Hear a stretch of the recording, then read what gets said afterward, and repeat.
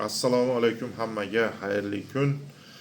Aka-uka, opa-singillar, Rossiya kelib ishlaydigan muhojirlar, yangilik yaxshi emas, yaxshi yangilik emas.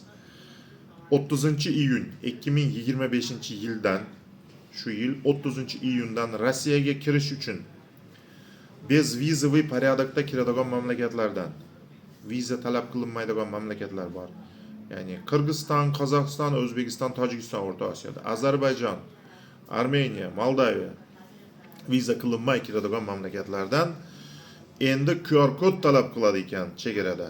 QR kodni olish uchun Gosuslugi приложениyani skachat qilib, o'zingizni vataningizda, uyda turgan joyda Gosuslugi skachat qilib, qaysi kuni taxminan qachon Rossiyaga kirmoqchisiz, shu to'g'risida yozib Rossiyaga shu MVDga jo'natishingiz kerak ekan. U yoqdan 2 kun 3 kun ichida sizga QR kod jo'natar ekan.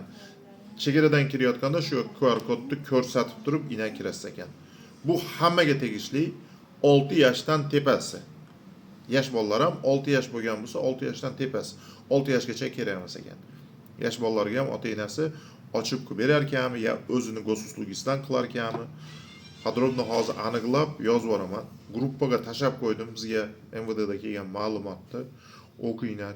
Yana sabr qilib turasizlar. Bugunni o'zida harakat qilib, yana daskanalni tushuntirib qo'yishga harakat qilaman. Al sabr hammaga.